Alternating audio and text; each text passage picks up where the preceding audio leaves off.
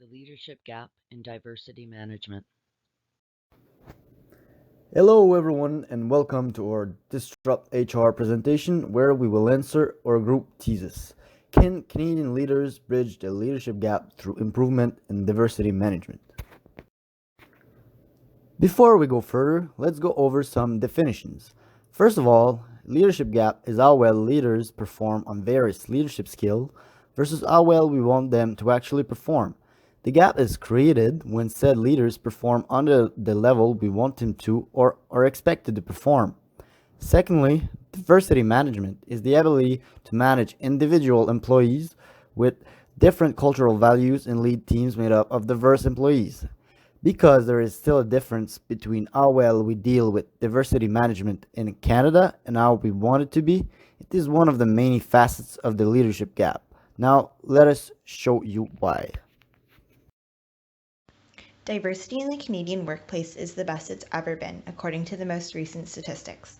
The proportion of Canadian women in the labor force and in senior government positions has increased dramatically. The number of people of color in the labor force and senior management are also steadily increasing. As diversity in the labor force increases, it's important that leaders learn and adapt. They need to be prepared to meet the needs of the changing workforce. Human capital is becoming more and more valuable in a highly automated world. A diverse workforce can be a huge competitive advantage since the Canadian market is also diversifying, and leaders need to effectively manage diverse teams to leverage their employees' talents and the benefits that come from teamwork.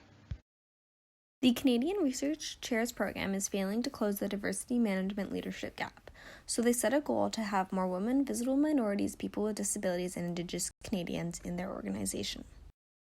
The goal was to hire a proportionate number of candidates from the pool of eligible academics in each minority group, as seen in the pie chart on the left. On the right is the current percentages of minorities. It is clear they are failing to meet their goals.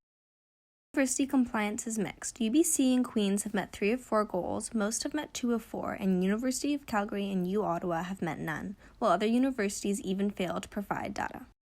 Now that the ideal state has been identified, the Canadian Research Chairs Program must change their systems, procedures, and practices. As Dr. Adarand suggests, the federal government should publish equity information about each university and should stop accepting nominations from universities that do not meet their goals, thus punishing institutions who are not making diversity a priority and getting aggressive about it.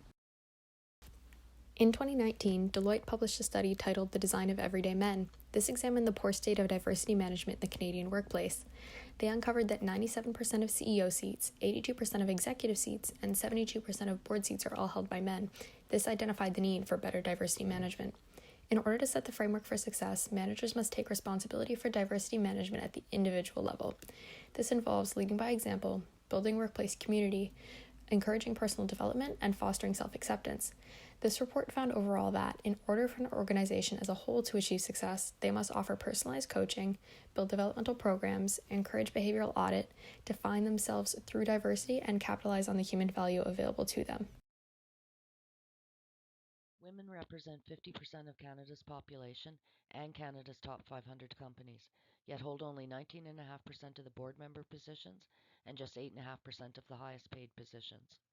Women make up 50% of Canada's federal cabinet, yet only 27% of the House of Commons. Women clearly are still underrepresented both politically and professionally. Women need to hold leadership positions throughout Canada as role models for girls and for other women, and as the positive influence in the high level decision making that will finally ensure gender equality while making improvements over diversity management and closing the leadership gap. So in summary, upon approaching the issue of the leadership gap, we have found the overarching theme here is an increasing workplace diversity. Upon taking a deeper dive, we've discovered that there's a lack of managerial acumen in the workplace, leading to our need identification of increasing that in order to solve that overarching problem there at the top. In order to solve this, once again, we start right at the bottom there. We flipped that pyramid and said, okay, we need to find the need, the issue of diversity management. 2, to set the framework, make sure managers are taking accountability at the individual one-on-one level. And the 3rd, once again, to achieve success, that overall organizational revamp in order to have increased diversity management and acquire top talent. Thank you goes to our teacher and to all group members. And thank you for viewing our group presentation.